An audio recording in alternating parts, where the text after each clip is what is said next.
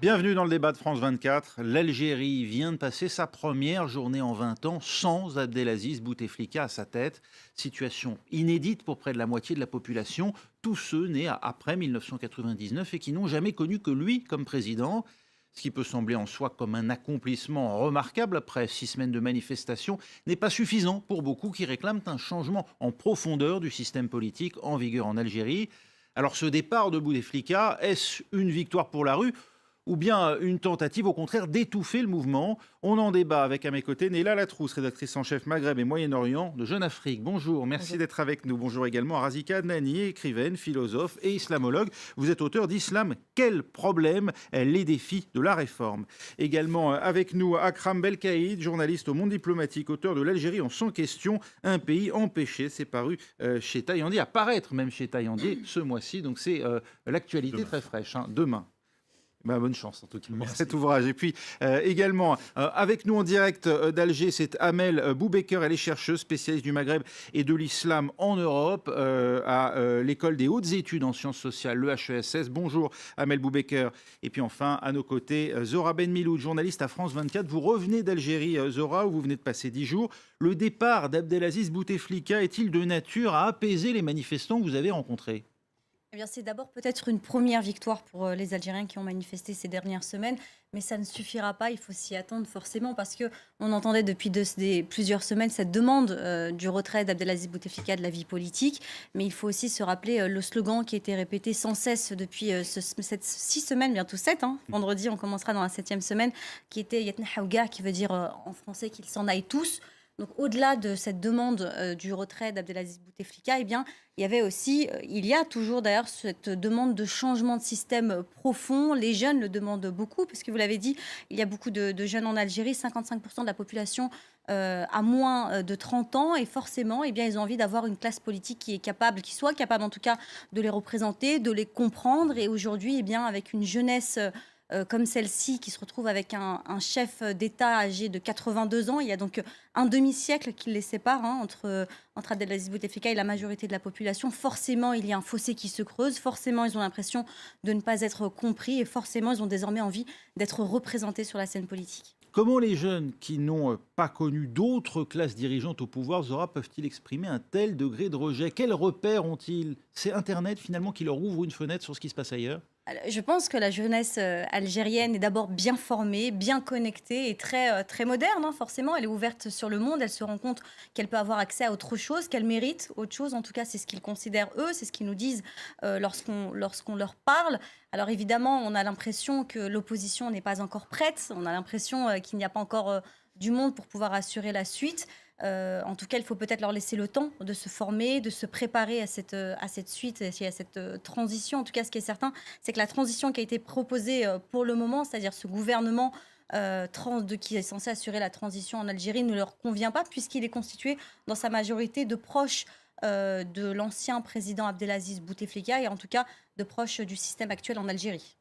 Ça veut dire, Amel Boubaker, qu'il va falloir rapidement donner des perspectives de changement à ces manifestants qui, aujourd'hui, exercent la réalité du pouvoir en Algérie.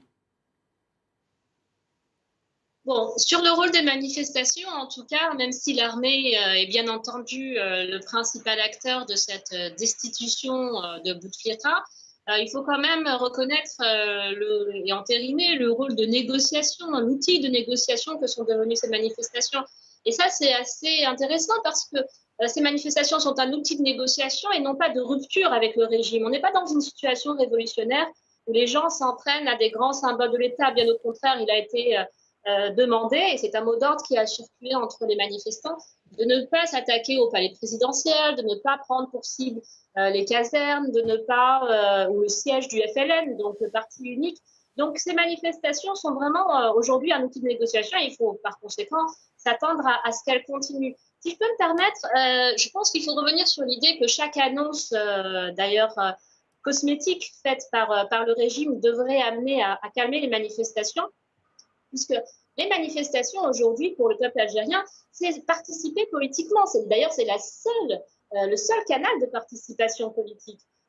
Donc, on n'est pas dans une configuration où des annonces devraient calmer la rue. On est vraiment dans un processus de négociation où les Algériens utilisent les manifestations pour pouvoir participer politiquement. Maintenant, même si les manifestations sont encore légères sur la balance et dans le rapport de force qui les oppose aux pèses légères, ne pèsent pas beaucoup, ne pèsent pas lourd, en tout cas dans le rapport de force qui les oppose à la refonte des institutions, qui les oppose au régime dans l'objectif de refonte des institutions, elles vont certainement continuer, d'autant plus que ce droit de manifester pourrait être remis en cause à compter d'aujourd'hui et à compter d'hier par l'armée. Il faut rappeler que, par exemple, Haj Ghermoul, qui est un militant qui était parmi les premiers à avoir parlé de refus du 5e mandat, qui avait manifesté seul, enfin avec un comparse dans la rue d'une ville algérienne de l'Ouest algérien, eh bien, cette personne est toujours en prison.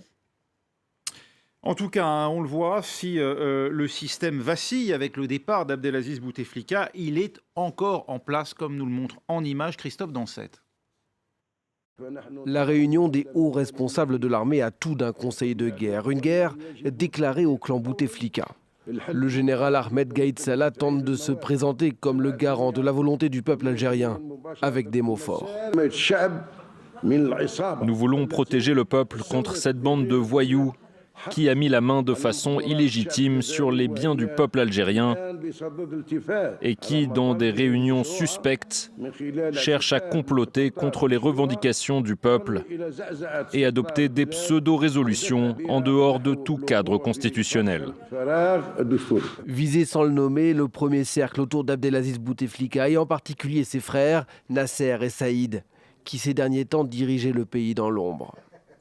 Visé aussi un certain nombre d'oligarques, ces hommes d'affaires parmi les plus grandes fortunes du pays qui gravitaient depuis des années autour du pouvoir. La justice vient d'ouvrir des enquêtes pour des faits de corruption et de transfert illicite de capitaux vers l'étranger à l'encontre d'une dizaine d'entre eux. Et notamment contre le plus connu, Ali Haddad, le président démissionnaire du patronat algérien. Arrêté dimanche, il a comparu mardi soir devant un juge d'instruction avant d'être transféré en prison. Des images largement relayées par la télévision algérienne. Mais dans la rue, beaucoup ne croient pas à une vraie opération main propre. On a perdu confiance, qu'ils mettent Haddad et les autres en prison. Nous, on n'y croit plus, c'est juste pour détourner l'attention, c'est une mise en scène. Une mise en scène représentée par le dessinateur Ick dans le quotidien El Watan comme un échiquier. Si la pièce principale est tombée, les autres personnages du système sont encore bien en place. À commencer par le président du Conseil de la Nation, Abdelkader Ben Salah. Selon la Constitution, c'est lui qui devrait assurer l'intérim après la démission du président. Or, il y a quelques semaines à peine, il soutenait encore la candidature d'Abdelaziz Bouteflika à un 5e mandat. Le gouvernement aussi, nommé dimanche, avec à sa tête Nourdine Bedoui, proche d'un des frères Bouteflika. Et puis évidemment, au sein de l'armée, il y a aussi des produits du système, y compris le chef d'état-major, Ahmed Gaïd Salah, qui n'a lâché le président qu'au tout dernier moment. Changement de système, demandent les manifestants. Razika Adnani, dans leur esprit, ça veut dire quoi ? Ça veut dire une nouvelle Algérie au sens profond du terme. Donc un nouveau gouvernement, de nouveaux représentants du peuple et surtout un peuple qui veut avoir sa part de parole dans cette nouvelle Algérie. Donc le peuple algérien aujourd'hui, il ne veut pas se contenter d'être un spectateur de ce qui se fait dans le domaine politique en Algérie, il veut être acteur.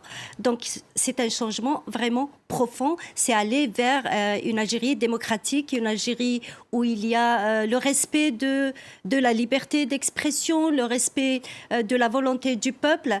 Donc jusque-là, depuis 1962, les Algériens attendent cette Algérie nouvelle, cette Algérie démocratique, cette Algérie où la liberté est respectée et surtout, et j'aimerais souligner la liberté aussi, l'égalité par rapport aux femmes qui, cette semaine, vendredi dernier, certaines femmes ont été agressées en pleine manifestation pour cette nouvelle Algérie. Il y a une contradiction au sein de ces manifestants entre ces femmes dont vous dites qu'elles expriment cette volonté d'égalité et certains hommes qui leur dénient le droit à l'égalité ?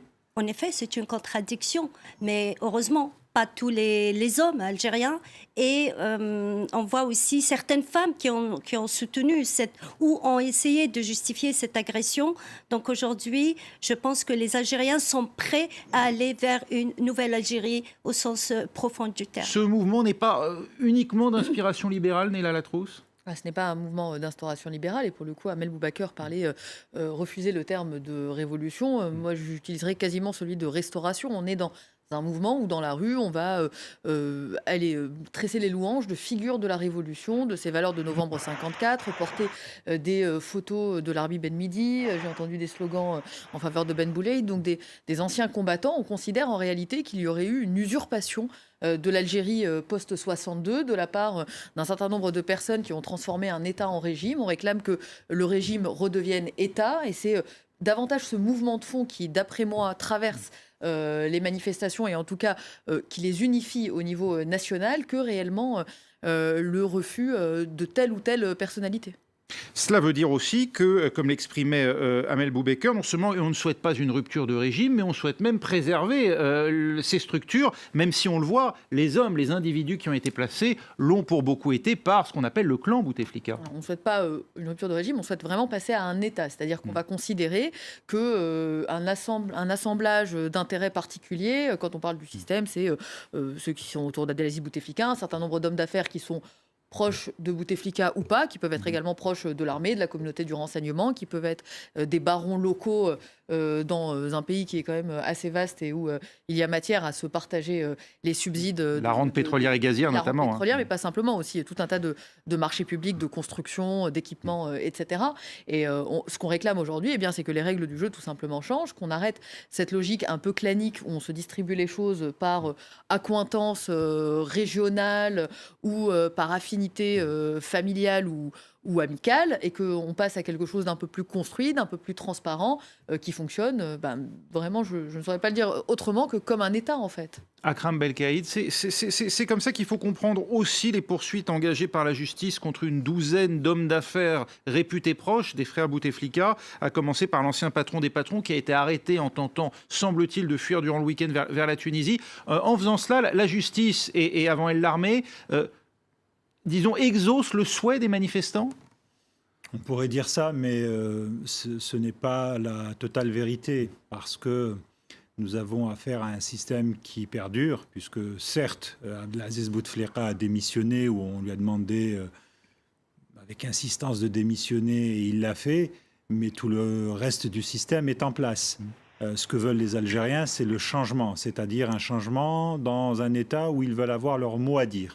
C'est-à-dire qu'on sorte des faux-semblants, qu'on sorte des faux processus démocratiques, où il ne sert à rien de voter puisque le jeu d'une élection est joué d'avance. Bon, ça a été le cas pendant très longtemps, où les taux de participation sont amplifiés pour faire croire à une grosse participation, en tout cas à une baisse du boycott.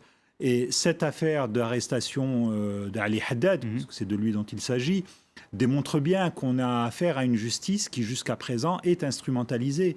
Parce que ce n'est pas une opération main propre. C'est ce que j'allais vous demander. Est-ce une purge anti-Boutef, si vous me passez l'expression, ou une opération main propre ? Si on regarde le timing des événements, ça a été un levier de pression sur le clan de la présidence, puisque son arrestation est intervenue avant et non pas après. Il n'y a pas une opération main propre, il n'y a pas eu une réforme de la justice qui est très critiquée par les Algériens parce qu'on l'accuse d'être au service de l'appareil politique. C'est donc un règlement de compte ?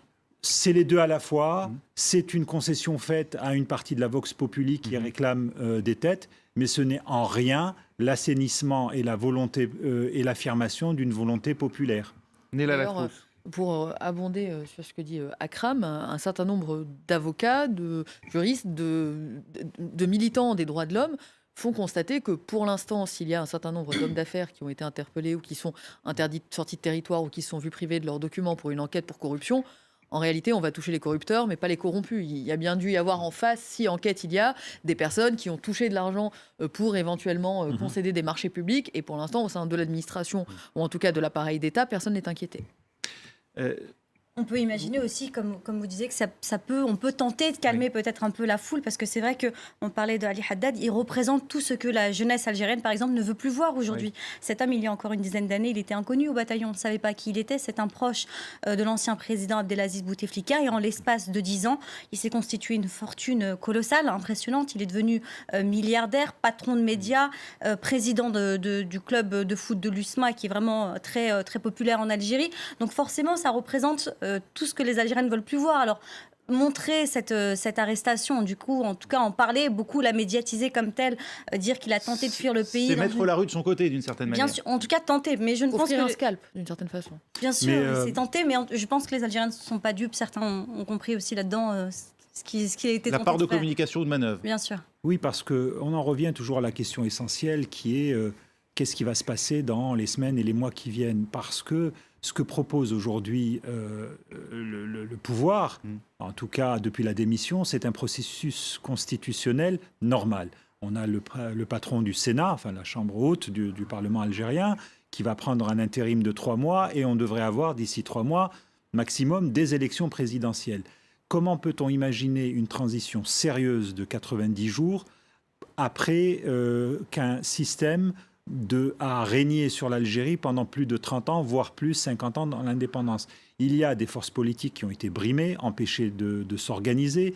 Il y a une jeunesse qui n'a jamais touché de près à la chose politique et qui aujourd'hui s'y intéresse. On a vu des débats totalement irréels de jeunes s'intéressant à la Constitution. Donc il faut du temps au temps. Et la rue l'a compris. Vendredi, après-demain, il y aura très certainement des revendications demandant à ce que la durée de transition soit plus longue. On ne peut pas organiser aujourd'hui des élections présidentielles en Algérie dans un contexte où on n'a pas réformé le ministère de l'Intérieur, où on n'a pas réformé les collectivités locales, où on n'a pas révisé les listes électorales et surtout où on n'a pas mis en place, parce que c'est ça le cœur d'une transition réussie, où on n'a pas mis en place une instance de suivi et de vérification des élections qui soit indépendante. Si on n'a pas ça, on aura un clone de M. Bouteflika d'ici 3 mois qui reproduira le même processus qu'on a connu en Algérie, c'est-à-dire des régimes qui s'installent et qui se reproduisent. Sauf que la Constitution ne permet pas au président par intérim d'opérer des changements constitutionnels à même de garantir des conditions différentes. J'entends bien votre argument, mais il y a l'exemple du voisin tunisien. Alors certes, c'est un petit pays, ce n'est pas l'Algérie,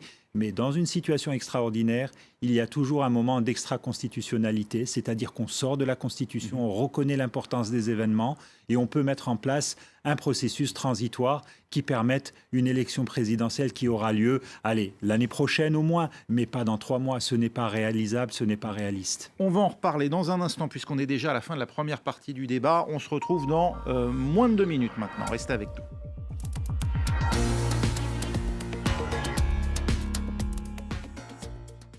C'est l'heure de politique.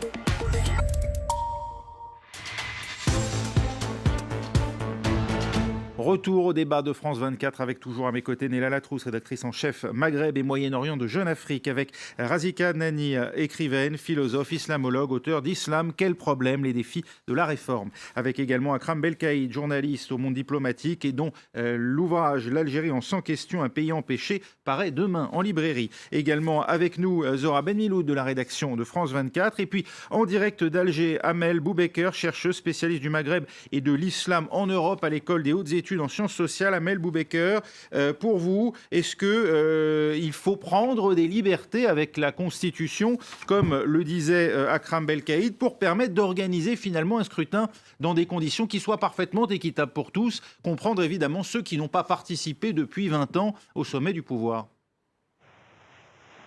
Bon, alors évidemment, il ne fait pas sens de parler d'élection du côté du régime, et je voudrais préciser simplement par rapport à la première partie que j'ai évidemment voulu stipuler que du côté du peuple, il y a une volonté de rupture totale avec le régime, mais que les manifestations étaient utilisées autrement. Du côté du régime, il fait effectivement, c'était complètement ubuesque de parler d'élection, avant même d'avoir réglé ce qui pourrait faire avancer la situation, c'est-à-dire la crise du leadership qui se déroule au sein du régime et qui, à vrai dire, n'a pas commencé maintenant, mais a commencé, j'ai envie de dire, dès l'élection de Bouteflika comme façade présidentielle civile et le pseudo-retrait de la vie politique de l'armée, et qui s'est accentué, bien sûr, avec l'absence physique de Bouteflika sur la scène politique. Alors, qu'est-ce que ça veut dire une crise de leadership? Vous savez qu'en Algérie, il y a cette nature bicéphale du pouvoir, là je l'évoquais, civil, pseudo-civil d'un côté, et bien entendu militaire. L'avantage de cette situation que l'on est en train de traverser, de cette transition qui s'amorce, c'est d'avoir clarifié le rôle de l'armée. Aujourd'hui, on sait pertinemment, et c'est de facto, que l'armée est celle qui peut faire ou défaire les hommes forts qu'elle mettra à la tête du régime. Maintenant, il va falloir se poser un certain nombre de questions. Il y a une question, par exemple, qui est complètement absente du débat, pour débloquer la situation, c'est celle de la justice transitionnelle. Je rappelle que l'armée a fait voter par la voie de Bouteflika en 1999 et en 2005 une charte sur la réconciliation nationale qui empêche tout Algérien ou tout individu de demander des comptes à l'armée et aux forces de sécurité quant aux exactions qu'elles auraient pu commettre durant la dite guerre civile. Eh bien, cette charte, elle a servi d'outil de neutralisation entre ce qui est convenu d'appeler les clans, c'est-à-dire que d'un côté, l'armée et les services de sécurité neutralisaient la famille Bouteflika en sortant de temps en temps une affaire de corruption, et d'un côté, Bouteflika essayait de neutraliser la capacité de nuisance de l'armée et des forces de sécurité en ne parlant pas, ou en tout cas en entérinant la charte sur la réconciliation nationale. Pour revenir à l'exemple tunisien qui a été mentionné, que va-t-il se passer? Et il y a un certain nombre de questions de questions politiques qui se posent. Est-ce qu'il va falloir, par exemple, interdire d'activités politiques, comme ça a été proposé au début de la transition en Tunisie, les anciens membres du pouvoir? Est-ce que, par exemple, la question aussi de la forme des institutions, parce que en fait, finalement, du côté du peuple, le peuple sait pertinemment ce qu'il veut. Ça a été évoqué plusieurs fois. Un modèle de transition qui s'appuierait sur un haut comité de transition, une conférence nationale, peu importe, mais en tout cas sur des instances qui seraient capables de superviser et de contrôler les instances qui vont être en charge de la transition, avec une assemblée constituante. Et justement, pour répondre à votre question, la rénovation, ou en tout cas l'adoption d'une nouvelle constitution qui, elle, n'aurait pas été violée, déformée telle que celle actuelle, telle qu'elle l'a été par le régime, et puis de nouvelles élections avec des outils de contrôle. Alors là, il y en a à l'appel dans différents exemples de transition, la capacité de monitorer les débats à l'Assemblée nationale, à l'Assemblée constituante, pardon, comme ça a été fait en Tunisie, des applications pour contrôler la validité du vote, mais aussi des outils qui appartiennent à la culture algérienne elle-même, c'est-à-dire, par exemple, il y a quelque chose qu'on appelle Tajmet, c'est-à-dire ces petites réunions de villages, de quartiers, etc., où les gens délibèrent, sont en solidarité, etc., localement, qui peuvent aussi contribuer à ériger de nouvelles institutions et à contrôler le système, ou en tout cas la transition à venir. Et les structures, véritablement ce qu'il faut comprendre, c'est que de ces structures pourra naître un nouveau modèle de leadership. Mais tant que la crise de leadership qui est aujourd'hui, qui prend effet aujourd'hui au sein du régime, ne sera pas résolue, il sera difficile d'avancer effectivement. Et il y a un acteur évidemment essentiel dans cette crise de leadership, vous l'avez évoqué d'ailleurs à l'instant, Amel Boubaker, c'est l'armée. Jusqu'à la semaine dernière, le chef d'état-major de l'armée algérienne était le dernier soutien d'importance d'Abdelaziz Bouteflika. Il faut se rappeler qu'avant d'appeler le président au départ, Ahmed Gaïd Salah était un de ses plus fidèles soutiens depuis des années. Défenseur d'Abdelaziz Bouteflika de longue date, le général Ahmed Gaïd Salah a fini par le lâcher. La semaine dernière, il avait demandé que le président de 82 ans soit déclaré inapte à cause de son état de santé. Ce mardi, peu avant que la démission du chef de l'État ne soit annoncée, il a encore haussé le ton et a réclamé sa mise à l'écart immédiate. Depuis le début, nous avons été avec le peuple. Nous avons encouragé les demandes du peuple et nous avons assuré la stabilité du pays. Nous avons respecté le processus constitutionnel et nous avons protégé le peuple des mafias qui ont gagné illégalement de l'argent et ont profité de leur proximité avec des membres du pouvoir. En 1999, c'est l'armée qui a adoubé Abdelaziz Bouteflika. Le président va progressivement s'affranchir de sa tutelle et en 2004, il nomme Ahmed Gaïd Salah chef d'état-major. Cela fait maintenant 15 ans qu'il est à ce poste, un record. Redevable envers le chef de l'État, le général l'a fidèlement servi, notamment en soumettant l'armée au pouvoir civil. Mais Ahmed Gaïd Salah est de plus en plus un homme clé du régime, surtout depuis que la maladie a diminué Abdelaziz Bouteflika en 2013. Au début de la contestation, il a d'abord mis en garde les manifestants, avant d'infléchir progressivement son discours pour finalement appeler au départ du président. Razika Adnani, est-ce qu'on peut lire, d'après vous, dans ce qu'a été l'attitude ces derniers jours du chef d'état-major des armées, ce que sera le rôle, son rôle à lui, et plus généralement le rôle de l'armée dans la transition dans les prochaines semaines ? Tout d'abord, excusez-moi, Gaïd Salah, qui est lui aussi est contesté comme beaucoup d'autres qui sont contestés, également Abdelkader Ben Salah, qui normalement doit assumer l'intérim pendant 3 mois. Le président du Conseil de la Nation, qui, selon effectivement la lettre de la Constitution, à qui il revient d'assurer cette période de présidence d'intérim. Donc ce sont 2 noms déjà qui sont très contestés. On voit cela à travers les réseaux sociaux, les 2 photos de ces 2 personnes et personnages de la politique algérienne sont relayés et les Algériens répètent toujours « dégage, dégage ». Donc ce sont 2 personnes qui sont rejetées par le peuple algérien. Aujourd'hui, l'armée, évidemment, je pense qu'elle a un rôle important dans déjà la stabilité du pays. L'armée algérienne est celle qui garantit la stabilité de l'Algérie. On ne peut pas faire autrement. Donc le peuple algérien, je pense, a besoin de l'armée, mais néanmoins, le rôle de l'armée n'est pas de s'immiscer dans le monde ou dans la politique. Je pense aujourd'hui, l'armée a donné un coup de pouce, peut-être, si on peut l'appeler comme ça, je ne sais pas, pour le peuple algérien qui réclame le départ de Bouteflika, mais il y a toujours cette crainte chez les Algériens. Depuis hier, on entend cette crainte que l'armée s'accapare du pouvoir. Personnellement, je ne pense pas que l'armée ira jusqu'à s'accaparer du pouvoir parce que je pense qu'en Algérie, aujourd'hui, il y a une grande maturité politique qu'on voit dans la rue, qu'on voit dans toutes ces manifestations magnifiques d'ailleurs. Il y a une grande prise de conscience de la part du peuple quant à son rôle politique qu'il veut jouer. Je pense que l'armée prendra en considération cette maturité politique.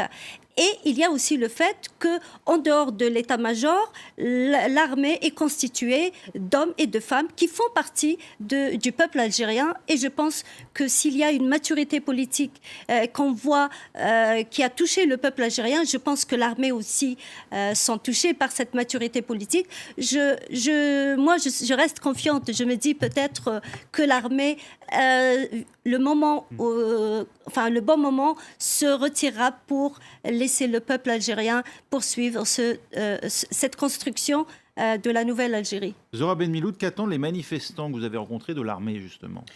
Je pense, pour rebondir sur ce que vous disiez, l'armée est très importante en Algérie et puis depuis toujours, depuis que le pays est indépendant, depuis 1962. Et puis, il faut aussi préciser que l'Algérie n'a jamais connu depuis son indépendance de guerre avec un pays tiers. Et pourtant, en Algérie, le service militaire est maintenu. Tous les jeunes y passent, ils y passent du temps. L'armée est présente, l'armée est là. Il y a des tensions avec le Maroc sur le Sahara occidental, notamment. L'armée est présente dans la société, on les voit, les militaires sont là. Donc, il faut aussi se dire que cette armée, à chaque fois qu'il y a eu des soucis, des instabilités dans le pays, c'est l'armée qui a été mise en avant. Dès l'indépendance de l'Algérie, avec ce qu'a traversé l'Algérie dans les années 90, avec la décennie noire, l'armée était très présente. À chaque fois qu'il y a eu des manifestations très importantes, c'était le cas en 1988, quand la jeunesse est sortie dans la rue, c'est l'armée qui était... Et aujourd'hui, elle rassure ou elle inquiète ? Je pense qu'il faut quand même distinguer pour les manifestants l'armée de manière générale et Ahmed Gaïd Salah qui, lui, est un proche du clan d'Abdelaziz Bouteflika. L'armée, elle est constituée d'Algériens d'abord. Et beaucoup de jeunes Algériens qui ont fait leur service militaire et qui sont là. À côté de cela, eh bien, il y a le chef de cette armée qui lui aussi représente cette ancienne génération que la jeunesse ne veut plus voir. Et c'est la raison pour laquelle je pense que les autres pourront confirmer, dans les manifestations, il y avait des slogans contre Ahmed Gaïd Salah, mais il n'y avait pas de slogan directement qui attaquait l'armée algérienne. Il a le moyen de se maintenir, le général Gaïd Salah, Neila Latrousse, et de peser sur le cours des choses. Il a les moyens de se maintenir aujourd'hui dans la mesure où le camp qu'il semblait combattre, qu'il combattait, semble s'effriter. Donc en réalité... il se retrouve avec les instruments du pouvoir. C'était d'ailleurs le sens un peu de son communiqué lorsqu'il disait ne plus reconnaître le sceau de la présidence. C'était une façon de dire désormais la force du feu est de mon côté. Il a désavoué hier, avant cette démission d'Abdelaziz Bouteflika, le communiqué était très clair, il désavouait la présidence. C'était une façon de dire l'armée à partir de maintenant ne répond plus à l'autorité du chef des armées puisqu'il n'est plus chef des armées, puisque je ne considère plus qu'il est président. Cela dit, pour revenir sur... la capacité qu'il a à se maintenir, effectivement, la nouvelle donne aujourd'hui, c'est la présence de cette population, de ce peuple qui dit « mais nous, on ne lâchera pas l'affaire ». Abdelaziz Bouteflika fait une lettre d'adieu dans laquelle il demande aux Algériens pardon, tout en disant poursuivez le combat, vous avez raison, il faut tout réformer du sol au plafond. Donc il semble par ailleurs désigne d'une certaine manière ceux qui l'ont fait chuter à la vindicte populaire. Que tant que les uns et les autres pourront se renvoyer à la figure, la colère de la population, cela se poursuivra. Ce qui est relativement intéressant dans le rôle d'ailleurs que l'armée s'est donné au sein de cette crise, c'est l'interprétation qu'elle a en réalité de la Constitution. Et ça donne une certaine indication sur ce qu'elle peut avoir en tête pour la suite. L'armée, enfin à ma connaissance, je ne l'ai jamais vue aussi légaliste, citer autant de numéros d'articles de la Constitution qu'au cours de ces 15 derniers jours. Elle n'a jamais d'ailleurs autant parlé qu'au cours de ces 15 derniers jours. Elle se veut d'un côté garante de la sûreté de l'État, l'article 28, mais la sûreté de l'État, elle l'interprète au sens large. Elle a interprété la sûreté de l'État, par exemple, comme étant le fait de désavouer et le Conseil constitutionnel et la présidence, qui, eux, théoriquement, sont les garants de la Constitution. Elle dit, bah, du tout, être garant de la Constitution, c'est aussi article 28, donc c'est moi. Alors que ce n'est pas son rôle, encore une fois, dans le texte, dans la loi fondamentale. Mais cette lecture qu'elle fait, qui est extrêmement politique, laisse à penser qu'elle se place à l'avenir comme restant la colonne vertébrale de l'État algérien. Et puis, elle cite également 2 autres articles, le 7 et le 8, ceux qui parlent de la souveraineté du peuple. Et ça veut dire qu'elle se place également comme la garante de la souveraineté du peuple. Et ces ces 3 articles, ou ces 2 lectures conjointes, me laissent à penser, à titre personnel, que l'armée n'a aucunement l'intention, en réalité, de retourner dans les casernes et de retrouver un rôle ordinaire, comme cela est le cas dans d'autres pays. C'est l'armée, Akram Belkaïd, qui choisira le futur candidat du FLN, parti longtemps unique en Algérie et parti dominant du paysage politique. Et ce candidat-là sera-t-il, quoi qu'il arrive, favori de la future élection présidentielle ? Votre question revient à poser la nature de la transition. Si effectivement, dans 3 mois, nous avons une élection présidentielle selon les termes de la Constitution, il est évident que l'armée, ayant toujours été la faiseuse de roi depuis l'indépendance, c'est-à-dire, je rappellerai à vos téléspectateurs que en 1979, lorsque le président Boumedienne meurt, après la mort de Boumedienne, Bouteflika semblait être le favori pour lui succéder et l'armée a imposé le président Chadli Benjedid. En 92, quand le fils gagne les élections, c'est l'armée qui dit à Chadli Benjedid de s'en aller et qui convainc Mohamed Boudiaf de revenir. Donc c'est pas une nouveauté, ce rôle de l'armée en tant que détentrice de la légitimité de la lutte pour la libération nationale, pour l'indépendance. D'ailleurs, en 1999, avait été rappelé. Voilà. Il a été rappelé par l'armée après avoir refusé. Vous dites que l'histoire va se répéter une fois de plus ? Non, parce que justement là, elle pourrait, si on reste dans le cadre habituel. Aujourd'hui, beaucoup d'Algériens disent le FLN doit revenir au musée parce que c'est la propriété de tous les Algériens et qu'on n'en peut plus de l'instrumentalisation de ce parti. Vous avez des gens aussi qui disent il faut des candidatures indépendantes si jamais il y a une élection ouverte.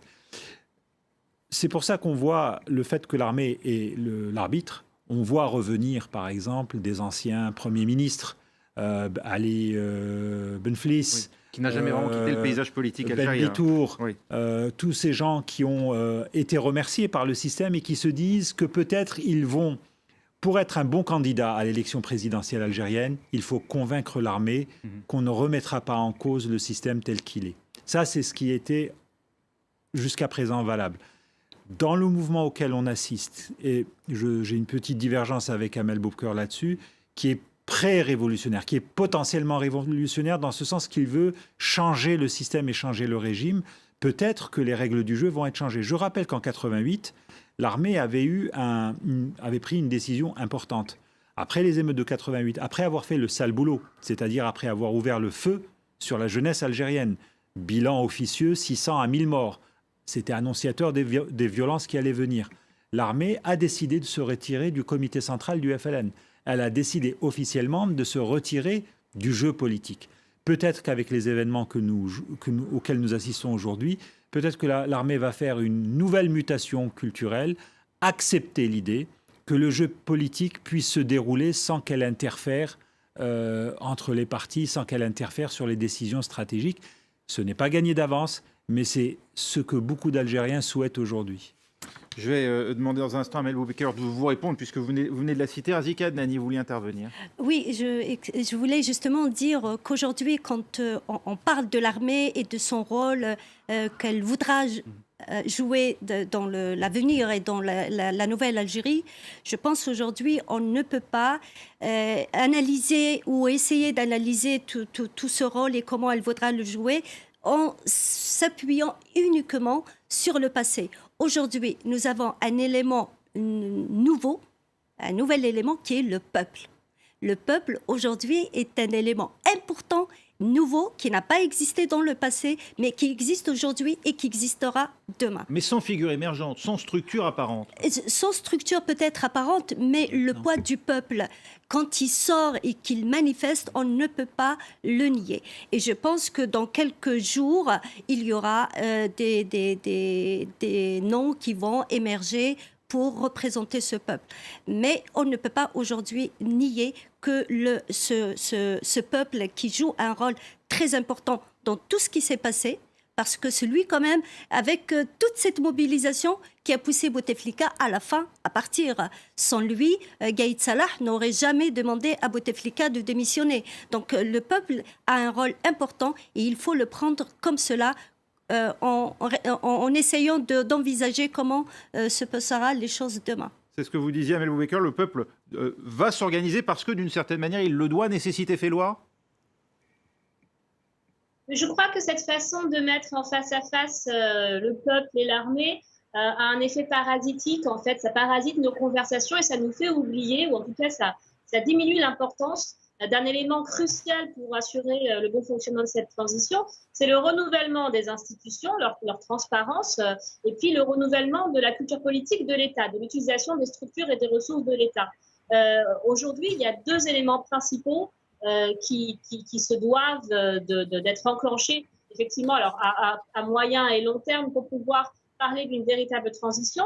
C'est d'organiser les conditions qui rendront possible une nouvelle forme de participation politique chez les Algériens, au-delà de l'organisation par le haut d'élections truquées, de mascarades, de plébiscites populaires, etc. Et ça passera encore une fois par un travail de consultation au sein de la société civile sur la rénovation de ces institutions et de leur fonctionnement, et qui sera imposée effectivement par les manifestations auprès du pouvoir. Et puis la question aussi de la redistribution des ressources et de l'utilisation des privilèges. Aujourd'hui, c'est aussi une question fondamentale au sein du Hirak, au sein de ce mouvement algérien, de demander par exemple, au-delà là aussi de la caricature de procès ou d'arrestation d'Ali Haddad, ce que ne demande pas du tout le peuple, comme ça a été mentionné, c'est-à-dire à travers un état de droit, une réflexion sur la redistribution des ressources et sur le fait que le régime doit aussi donner des garanties, alors là, effectivement, à long terme, sur la façon dont les privilèges devront être repensés. Et donc voilà, on essaye de mettre un petit peu, toujours de parler de l'armée comme une structure immuable et du peuple comme un bloc unitaire, nous fait oublier qu'en fait, c'est un processus de négociation qui s'est enclenché depuis le 22 février et qui doit mener principalement à une refonte de l'utilisation de l'État et de ses institutions pour pouvoir justement accueillir une vraie refonte de la culture politique algérienne. Oui, effectivement, cette question-là, ce serait un débat en soi, bien sûr. Comment faire évoluer aussi la répartition des richesses en Algérie, qui peut aussi permettre de rendre acceptables les réformes et de faire participer davantage aussi les citoyens. Il y a un mot quand même, quand on parle d'organisation, et on conclura là-dessus très rapidement, Zora Ben Miloud, d'organisation de ces manifestants et de cette population, c'est le rôle des réseaux sociaux. Oui, bien sûr, parce qu'on parlait de cette jeunesse qui a été écartée de la vie politique. En tout cas, ils ont été très rusés ces dernières semaines. On a découvert une jeunesse algérienne qui était très organisée sur les réseaux sociaux. D'ailleurs, tout a commencé sur les réseaux sociaux, l'appel à manifester du 22 février. Et puis, on a pu voir ce qui était intéressant, notamment à Alger ou encore lorsque j'étais dans l'ouest du pays, du côté de Tlemcen. On voyait beaucoup, de toute manière, sur tout le pays, des jeunes manifester téléphone à la main. Et lorsqu'on leur demandait pourquoi vous manifestez avec vos téléphones, ils nous disaient qu'ils avaient en quelque sorte envie de montrer ce qu'ils étaient en train de réaliser au monde entier et aussi envie de le prendre comme témoin de ce qui se passait dans ce pays où pendant des années, où il est encore d'ailleurs très difficile parfois d'entrer pour travailler. Très difficile de montrer ce qui ne va pas dans le pays. On l'a vu à la télévision nationale, on ne montrait pas pendant très longtemps ce qui se passait. Donc ils ont décidé de prendre en main leur révolte de cette manière avec les réseaux sociaux.